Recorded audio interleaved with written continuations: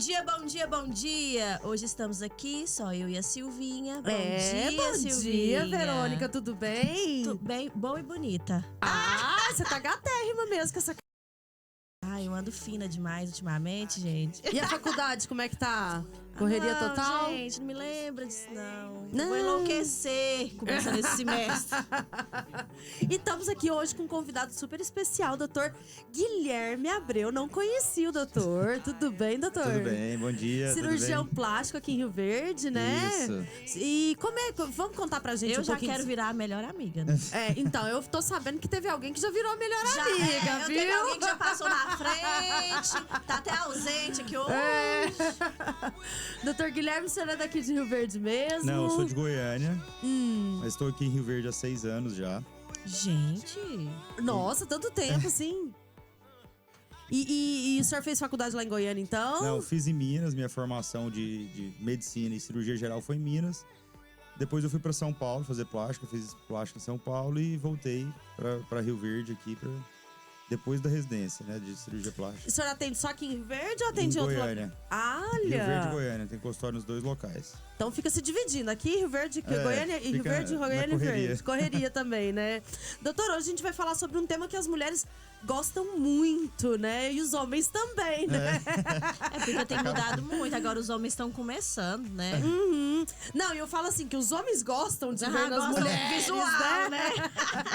Vamos falar sobre os seios, né, doutor? E um assunto interessante que é a mastopexia, né? Eu nem sabia que existia esse nome. Sim. A mastopexia, assim, basicamente a gente colocar no lugar a areola, reposicionar toda a mama, né? Uhum. Então a gente vai entrar nesse tema hoje pra gente tirar algumas dúvidas, explicar um pouco como que funciona as técnicas hoje, que mudaram muito, né? Assim, cada dia a plástica ela é muito atualizada, sempre tem uma técnica nova, sempre tem alguma coisa que alguém muda e a gente vai pegando um pouco de cada pra Tá fazer sempre melhor. tendo uma inovação, né, Sim, doutor?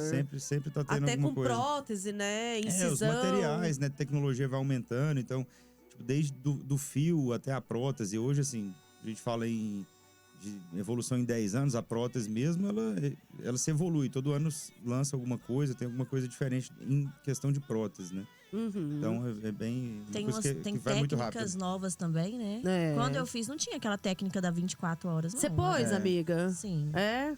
já quero trocar. Olha, então, ó, o doutor Guilherme tá aqui. Bora, tá aqui. Pessoal, nós já voltamos com mais informações pra vocês. E com esse assunto super importante com o doutor Guilherme Abreu aqui pra falar de mastopexia. Doutor, eu vou começar, viu? Porque eu vim aqui com o meu caderninho.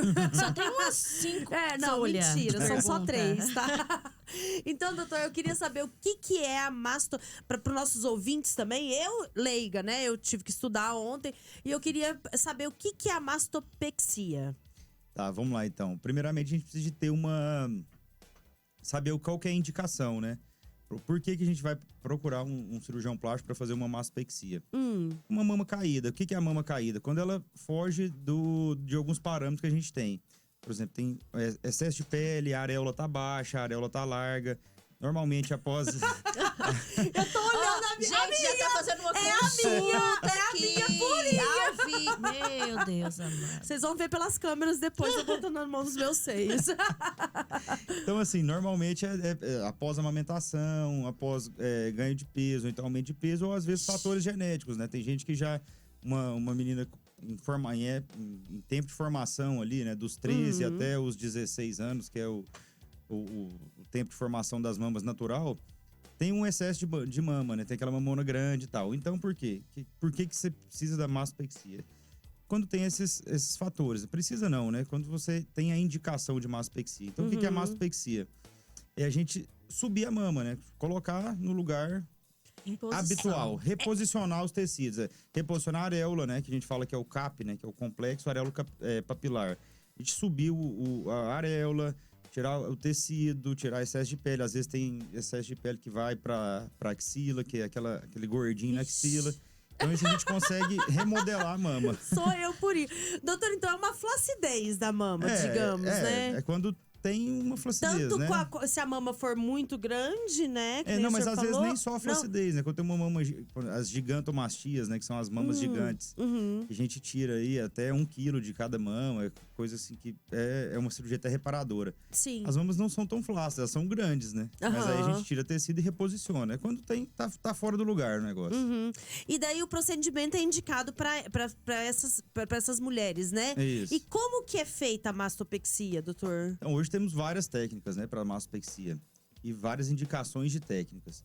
Hoje, por exemplo, no meu consultório, na minha rotina, uso 2 técnicas, né? Uma técnica em mastopexia em L. O que é o L? O que é mastopexia em L? L é o modelo da cicatriz. Como vai ficar a cicatriz depois da cirurgia? Que é uma cicatriz que vai ficar em volta da areola, desce na vertical ali. Tipo um T. Mas não é Não, tem o T e tem o L. tem O Ah, T o vai L. por baixo, né? Faz o risquinho aqui e vem Eu nunca vi do- essa Isso. L, O L é não. só de um lado, né, doutor? A L, qual que é a diferença da L e do T? O T é um T invertido, né? Assim, é básico. E o L é um L. É. Só que o L, a cicatriz só vai pra lateral, não tem cicatriz na parte medial. Então a paciente fica com o colo livre ali. Pode usar Entendi. um decote até o umbigo ali que não vai ter cicatriz. Ah. E o T já faz uma cicatriz pra medial. Só Sim. que, assim, são indicações, né? Nem todo mundo dá pra se fazer o L. Ah, Às vezes claro. precisa Você do vai T. ter que fazer o atendimento e ver, né? Qual que é o tipo que vai ter que usar. E o senhor falou que faz a em L, e daí tem outra técnica que o senhor usa também. É a short scar ou não? Sim, eu É. recentemente fui pro sul, lá pra Santa Catarina, pra fazer o curso justamente de short scar, de um grande professor aí da cirurgia plástica, que é de lá. Que é isso? O que é o short scar? Scar é cicatriz, né? Short Aham. pequena. Então são cicatrizes reduzidas. Que a gente faz uma técnica para tentar diminuir ao máximo o tamanho da cicatriz, tanto vertical quanto a do sulco mamário, seja ela L ou seja ela em T. Então a gente tenta deixar a cicatriz mais pequena. Por quê? O grande medo das pacientes, eu até posto no meu Instagram sobre cicatrizes e tal. Justamente porque o grande medo da paciente é esse. Doutor, como é que vai ficar a cicatriz, né? Porque fica, Aham. nossa, vai ficar ali na mama, vai aparecer na areola, vai ficar um risco na minha mama. Então, assim, eu sempre falo que é uma troca, né? Você vai trocar uma flacidez por uma cicatriz. Mas a gente vai sempre aprimorando para tentar deixar o menor possível. Mas, doutor, depende muito da paciente também, né? Do Depende. pós-operatório, né? Depende do pós-operatório e da pele da 50% paciente. do senhor e 50% da paciente, né? Porque se o paciente não tomar cuidado, né? Eu costumo falar assim, eu opero todo mundo igual, né? O que vai Isso. depender é da paciente. Então, assim, Aham. depende muito. Além do cuidado, né, que é essencial, eu falo, repouso é tudo, né? Tô muito bem, a pessoa extrapola e abre um ponto e tal. A cicatriz fica largada, fica vermelha. Mas depende muito também do paciente. Da pele da paciente, da genética da paciente. Isso tudo conta. Então a gente tem que ver essa qualidade da pele e explicar pro paciente os possíveis problemas Ô, e tal. Silvia Helena, o programa vai ser só seu, amiguinha? Ah, então. É porque... Pode perguntar. No caso da mastopexia, eu vejo também que pode ter ela sem a prótese, né? Sim. Só fazer a redução. Isso, a gente consegue fazer uma mastopexia sem prótese, que a gente usa o mesmo tecido da paciente.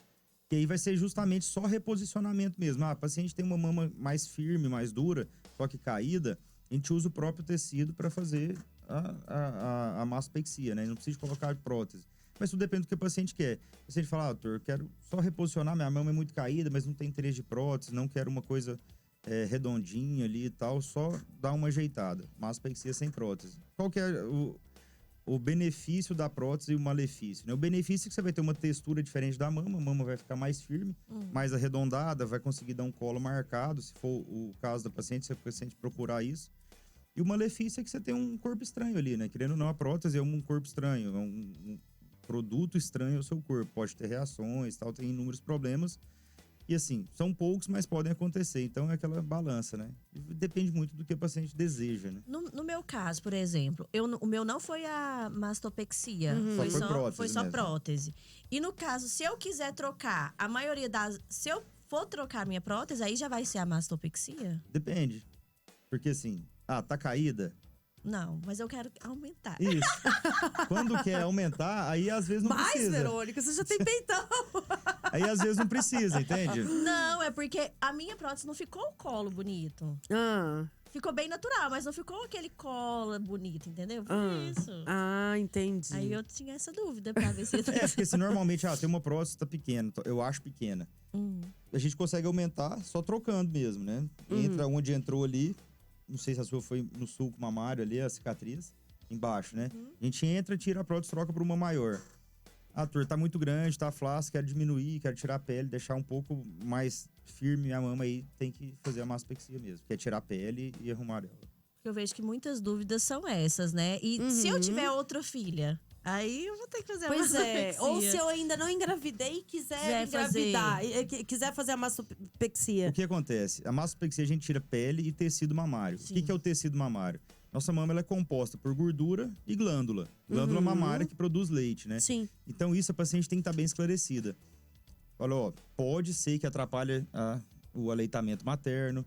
Pode ser que não tenha leite. Tem paciente que a gente opera, tira muita glândula, não produz Daí não leite. produz leite. Então isso eu sempre exponho. Eu falo, você tem interesse em ter mais filhos? Você tem interesse em ter filho quando é mais jovem e não tem filho?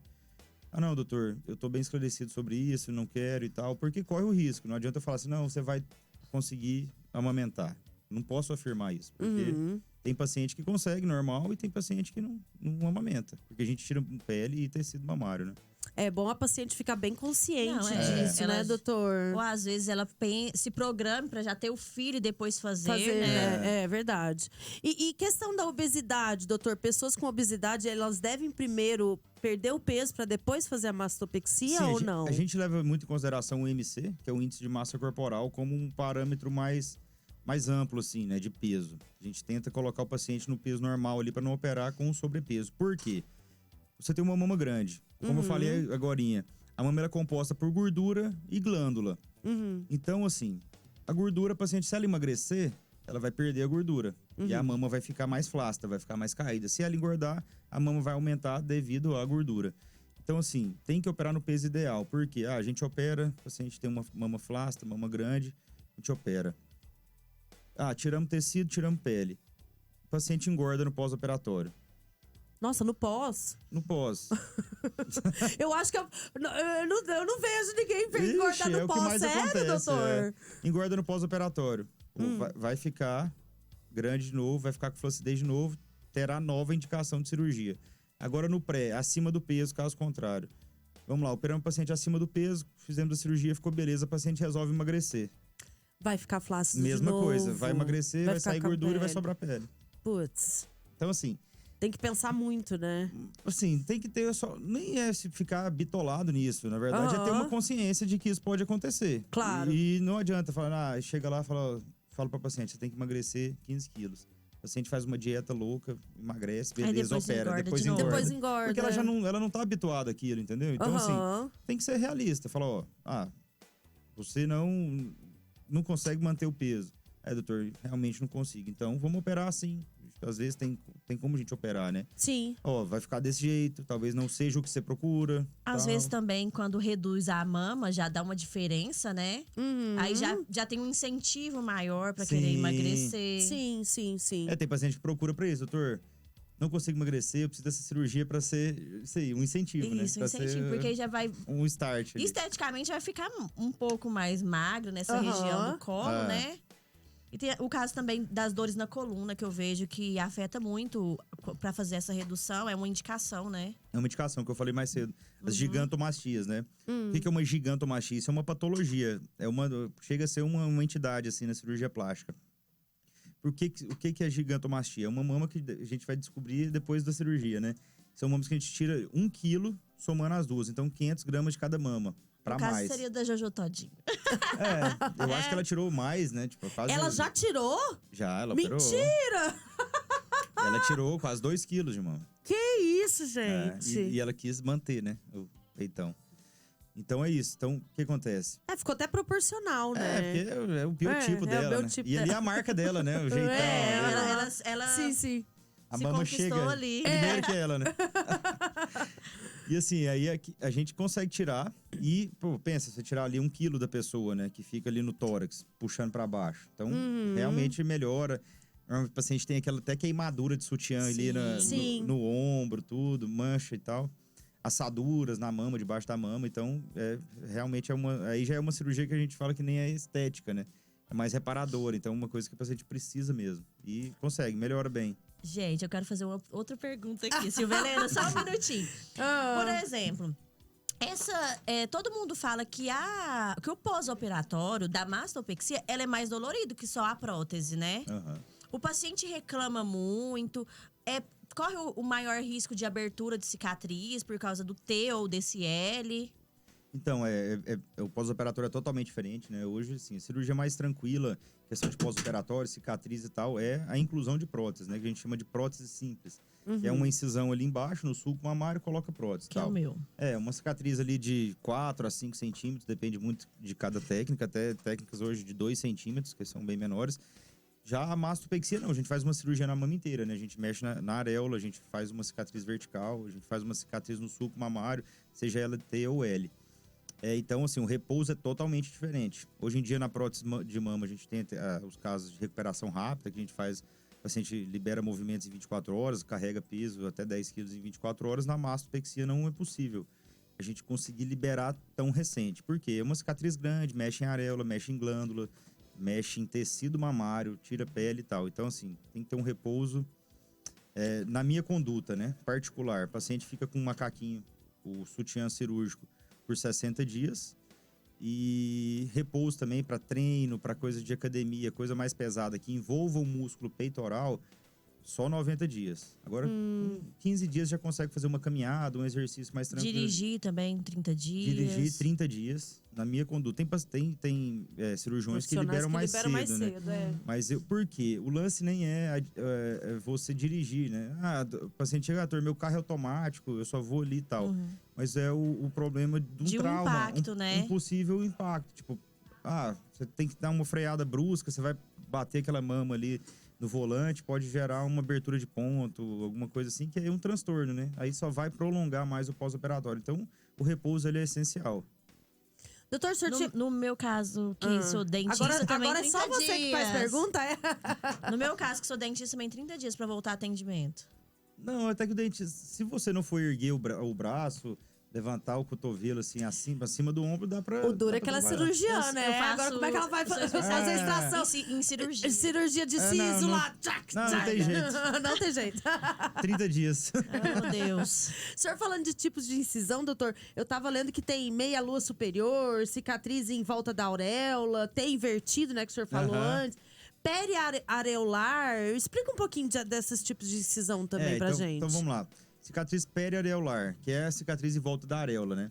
Tem algumas técnicas que é possível, o paciente chega com uma queixa só de areola, por exemplo. Minha areola é larga, é grande, eu acho grande e tal. A gente faz uma cicatriz em volta da areola só. Essa cicatriz, ela fica naquela transição. Se você olhar pra sua areola aí, entre a pele e a areola. Aí você vai ver. E ela fica justamente nessa região. Então, assim, é uma região no pós-operatório, até assusta, né? Quando a paciente nunca viu outra cirurgia, mas eu sempre mostro fotos do pós-operatório imediato na consulta para o paciente já se habituar. Você fala, nossa, é impactante. Nossa, tem um corte em volta da minha areola, tem um corte no meio da minha mama. Só que com o tempo, assim, o processo cicatricial pode demorar até 1 ano, né? Mas, assim, depois de uns 4 meses, fica praticamente perceptível nesse lance da areola, que é periareolar. Se tiver cuidado certinho. Porque fica na transição ali, é uma coisa que...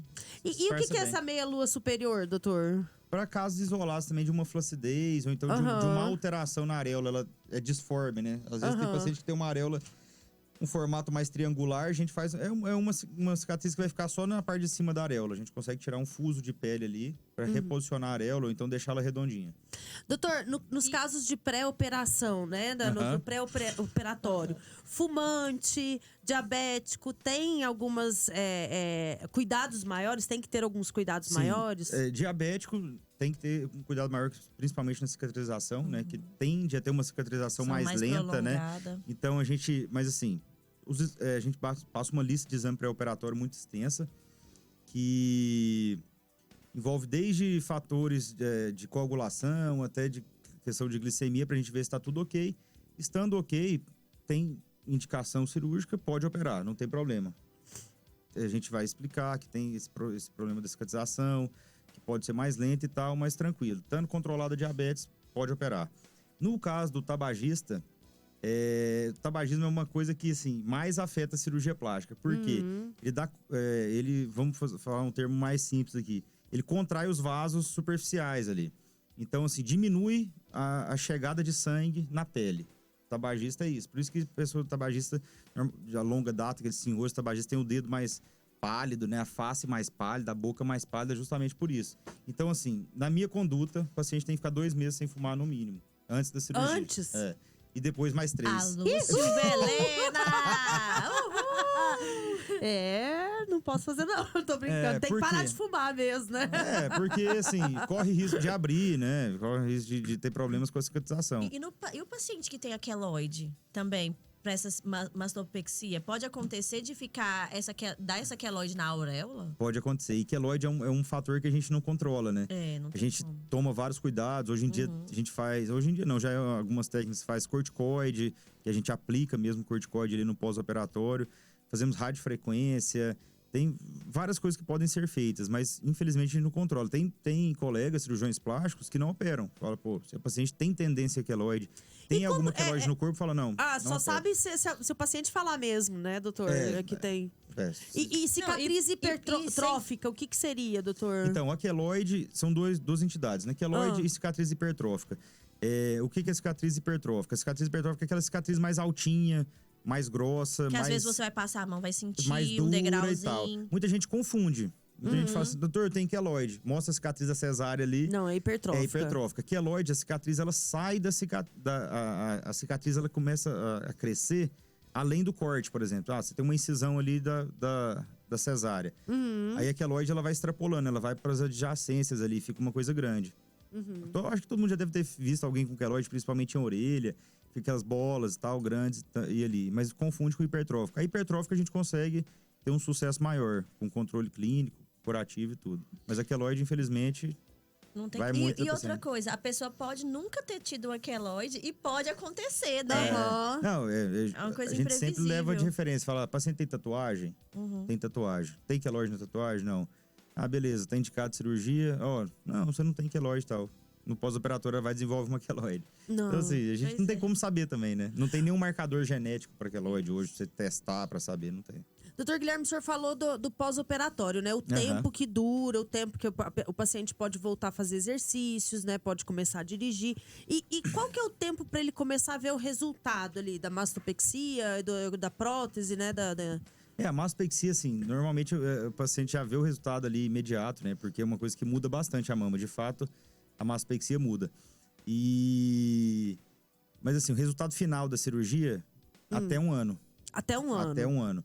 Então, assim, mas como eu libero o uso do sutiã, de não precisar de usar o sutiã compressivo, né? A malha pós-cirúrgica ali com 60 dias, então é o tempo que já fecharam todos os pontinhos, já tá bem cicatrizado ali, mas a evolução da cirurgia, ela dura até 1 ano, que é o reposicionamento da prótese. A prótese, quando coloca a prótese, né? A prótese fica alta ali, depois ela vai se reposicionando.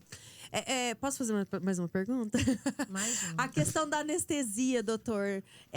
Qual que é o tipo de anestesia que é dado? Tem perigo nesse tipo de operação? Tem risco, né? Como toda cirurgia. Mas é uma cirurgia que hoje demora, em média, 3 horas, tá? Rápido, hein? 3, máximo 4 horas ali, se for tudo bem, né? Lógico. Anestesia, normalmente a gente usa um bloqueio, que é um bloqueio peridural, que é como se fosse a anestesia da cesárea, que é ali nas costas, só que a cesárea é a hack, né? Muda só o plano ali, é coisa de anestesista. Ou sedação ou anestesia geral também, que é uma anestesia segura, né? Que a gente entuba, o paciente fica dormindo, lembra de nada, e é isso. Mas assim, essa conduta anestésica, tipo, qual anestesia vai ser? Vai depender da entrevista do anestesista com o paciente. Antes da cirurgia, eles conversam com o paciente, perguntam se já fez alguma cirurgia, como é que foi a experiência e tal. E aí, os dois ali, nessa entrevista, o anestesista vai falar, sua indicação de anestesia. Às vezes, o paciente é muito ansiosa, aí já indica logo a anestesia geral, porque ela não vai conseguir ter uma sedação boa, não vai conseguir dormir. Então, isso é mais uma indicação do anestesista mesmo. E o período de a última, o período de internação, doutora, é de quanto tempo? Olha, normalmente a gente consegue liberar até no mesmo dia. Se a paciente operar de manhã, tipo, o primeiro horário entre as 7 horas, vai sair ali no máximo 11 horas do centro cirúrgico. Final da tarde está liberado. Então, doutor, no caso dessa mastopexia, eu posso fazer outros procedimentos juntos? Porque quando eu fiz 3 procedimentos juntos. Pode sim. Como eu falei, é uma cirurgia de ali 3, 4 horas, no máximo 4 horas, né? Então a gente consegue associar. Uma associação bem bacana é com lipo, né? A gente faz uma liposcultura com mastopexia, ou às vezes, dependendo do caso, mais uma cirurgia associada, né? Que são as triplas, né? A gente coloca liposcultura, abdominoplastia e mastopexia. Se a paciente tiver no peso, tiver certinho ali, a gente consegue fazer tudo em uma só. Mas no caso, tem que ser indicação, né? Por exemplo, o meu como foi só prótese e eu estava em peso ideal. Sim, não. Então aí, por exemplo, uma prótese demora 1 hora pra cirurgia, né? Prótese simples de mama. Só inserção de prótese. Então, tranquilo. Porque tudo depende de cirurgias associadas, é o tempo cirúrgico, né? No final, a gente vai fazer uma cirurgia ali, a gente prioriza cirurgias que vão durar no máximo até 7 horas. Então, se a gente conseguir fazer as 3 em 7 horas, beleza. Não, e no meu caso, também falando da anestesia… Você fez os 2 juntos, Fiz Verônica? 3 juntos, né? 3? Sim. E aí, no meu caso, Você me conta o terceiro, que eu não sei qual é é. abdominoplastia. Ah, tá. Aí, no caso, eu fiz as 3 juntas e… Até meu cirurgião plástico, ele riu muito depois de mim, que ele falou assim que eu tava vendo, eu não lembro, né? Aí eu falava pra ele que eu queria aprender. Ele falava assim, mas o tal do dentista, você queria fazer a cirurgia, né, Verônica? Aí eu falei, gente, eu lembro assim, vagamente, né? Aí ele falava assim, Verônica, você falava assim pra mim que você queria aprender, pra eu deixar você ver. Eu falei assim, ai, meu Deus. Ô, doutor, deixa eu fazer uma pergunta. Questão de diagnóstico de câncer de mama, ele fica prejudicado por causa da prótese? Não. As próteses, elas não atrapalham mamografia, nem ultrassom, nada. E isso é uma coisa bem bacana também que você entrou no assunto. É câncer de mama. Doutor, tem um nódulo de mama. Dentro dos exames pré-operatórios, a gente tem ultrassom de mama. Se vier, beleza, ok. Se tiver alguma dúvida, alguma coisa, mamografia. Doutor, tem um nódulo aqui, benigno. Fui no mastologista, ele falou que é benigno e tal, não tem problema. Mas eu queria tirar, porque fica… Não, nódulo, né? Tem um nódulo na mama, tá aqui no exame e tal. A gente consegue retirar dependendo da localização. Então, na mastopexia, a gente consegue também já tratar alguma coisa ali de nódulo, de cisto, de mama, cisto simples, que a gente consegue tirar. Olha, que legal, bom saber disso. E a questão que a gente estava falando agorinha de queloide também, existe alguma cirurgia reparadora para essas cicatrizes, doutor, de queloide? Então… Por exemplo, a paciente operou, teve queloide, é isso, né? E depois, vamos fazer alguma coisa. A gente consegue retirar queloide, só que tem chance de voltar. Aí não adianta, às vezes vai acrescentar mais uma cicatriz, né? Não, mais uma cicatriz. Doutor, posso perguntar de novo? Ela voltou. Eu fui ali e voltei, mas é porque eu sou assim mesmo. Eu acho que a Silvana já quer deixar agendado uma consulta. Aí ela já tá tirando as dúvidas. A consulta vai ser rápida o dia. Doutor, seu consultório, tá? A gente tá falando hoje aqui de mastopexia. Mas o que mais que a gente pode fazer lá? Lipo… Eu faço de tudo na plástica, né? De nariz até transplante capilar, tudo. Então, assim, eu fiz recentemente uma especialização em transplante capilar, que é uma coisa que eu gostava desde sempre da residência, mas assim, o forte hoje é o contorno corporal. Então, assim, a gente fica nisso aí, né? Mama, abdômen, lipo, isso aí. E as mulheres te procuram mais pra quê? A nova técnica agora, que é aquela HD, né? HD, aquele body tight. Ah, body tight. O body tight, que hoje a gente tem 2 tecnologias grandes no mundo de retração de pele, né? Pra diminuir a contração ali, que é o Renúvio e o body tight. Tá chegando os novos aí, ano que vem deve ter alguma coisa, final do ano tá chegando coisa mais nova no Brasil. Particularmente eu e os colegas aqui também de Rio Verde, a gente adquiriu o body tight recentemente. Que ele é uma radiofrequência, né? Então a gente consegue atingir no subcutâneo ali uma temperatura de 70 graus. É sem corte, então? Ou não? É um furinho da lipo, né? A gente precisa de fazer como se fosse uma lipo para passar o aparelho.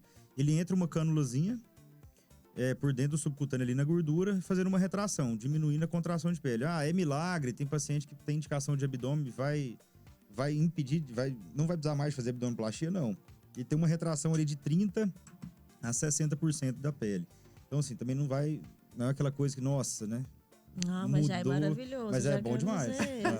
Eu queria ficar igual a Virgínia do Zé Felipe. Mas isso é um sonho só, né? Porque não é realidade. Realidade vai ser muito difícil. Não, hoje eu comentei uma foto de um Instagram de cirurgia plástica que era uma foto da Virgínia, né? Justamente isso, porque o povo fala assim… Nossa senhora, eu queria ter dinheiro pra fazer tudo que a Virgínia fez. Eu falei, gente, ela fica por conta disso, né? Ela tem personal o dia inteiro, nutricionista. Então não é só plástica, né? Eu comentei justamente isso. Não é só plástica, é todo um massagem conjunto, também, tudo. né? Tudo. O dia tudo inteiro junto, alguém né? mexendo nela ali, né? Com certeza. Se eu Ela tivesse o vive disso. dinheiro da Virgínia, Tá bom, você tá né? achando que eu tava feia assim, amiga? Nunca precisou. No caso das próteses, eu vi que agora essas novas próteses não precisa de fazer a troca de 10 anos ou todas precisam? Não, antigamente tinha essa prótese, tinha prazo de validade, né? Vinha na caixa da prótese. Isso. Tal dia vale por 10 anos. E assim, precisava de trocar. O fabricante recomendava a troca, né? Mas até essas próteses antigas, hoje tem paciente que tem a prótese, nunca teve problema e usa a prótese, beleza, não teve nada. Mas hoje em dia não existe isso de prazo de validade. Ah, doutor, a prótese é eterna? Depende. Tem paciente que tem contratura, que é uma reação que tem do organismo à prótese, como se fosse uma cicatriz. E tem gente que tem a rejeição também, aí você troca né? a prótese, não consegue, o corpo não aceita aquilo ali, né? Então, às vezes, tem que trocar. Eu falo, não tem prazo de validade, mas provavelmente você vai precisar de trocar um dia. Por quê? Vai cair, vai mudar seu corpo, você vai emagrecer, você vai ter filho e tal. Então, assim, eu acho que o paciente sempre vai trocar um dia. O paciente, em 10 anos ali, ela ainda troca essa prótese. Doutor, no caso, as mulheres procuram mais o seu consultório pra fazer o quê? Hoje em dia, é contorno corporal. Então, é isso aí. Mastopexia, liposcultura e abdominoplastia. E os homens têm procurado muito também? Não, tem muito. No final do ano passado, teve um aumento. Assim, eu operei 3 homens por cirurgias estéticas, né, de lipo. Que é uma coisa que não tinha acontecido. Eu tinha operado poucos pacientes, assim, então 3 no mês, né? Eu falei, pô, os homens estão se cuidando mais, né? Estão procurando, preocupados com a estética. Que foram os casos de liposcultura. Limpar o abdômen, limpar as costas. Todo mundo quer ficar magro agora. Tá vendo? E a mastopexia pode ser feita no homem também? Pode ser feito no homem. Paciente que tem... Principalmente pacientes que tiveram uma grande perda de peso, né? Ou pós-bariátricos, ou emagreceu mesmo. Ou então tem um caso de ginecomastia, né? Que é quando o homem tem um aumento da glândula mamária. Então ele fica com uma glândula com um aspecto mais feminino. A gente consegue tirar essa glândula, reposicionar essa areola, reposicionar toda a mama ali com uma mastopexia masculina. Pode ser feito sim. Acabou, né? Não, eu quero saber onde tá o consultório, telefone, Instagram. Eu também tudo. quero. Doutor, fala pra gente aí as redes sociais, como que a gente encontra o senhor, como que os nossos ouvintes podem encontrar o senhor. Meu Instagram é DR Guilherme Abreu Plástica, sem ponto, sem nada, desse jeito, Guilherme. DR Guilherme Abreu Plástica. Meu consultório é aqui em Rio Verde, na Clínica 100, ali na Rua São Sebastião. Ai, nós... Sabe onde é ali? Não tem erro, gente. A igreja do relógio, todo mundo vai ali. E em Goiânia eu atendo também lá, né? Tem um consultório lá em Goiânia também. Eu fico nesse trecho aí, Goiânia e Rio Verde. Na Clínica Even, ali na T2, lá em cima. Facinho de achar então, Facinho, né, doutor? tudo tranquilo. Doutor, já vou avisar o senhor que agora o senhor vai ter o nomezinho aqui na cadeira, né? Porque E o próximo dia que o senhor vier, o senhor vai falar sobre outro assunto agora com a gente, na hora. tá? Só me chamar que eu venho. Pode ser certeza que logo a gente vai te chamar. Não, vamos ver melhores amigas, né? Com certeza. Doutor, obrigada por ter aceito nosso convite, gente, foi tá? muito bacana. Por ter passado mais um pouquinho de informação para os nossos ouvintes. Na E hora. estamos te esperando aqui de novo. Nossa, tô pronto já. Com Foi um certeza. prazer, tá? É um prazer. Beijos! Tchau, tchau. Tchau.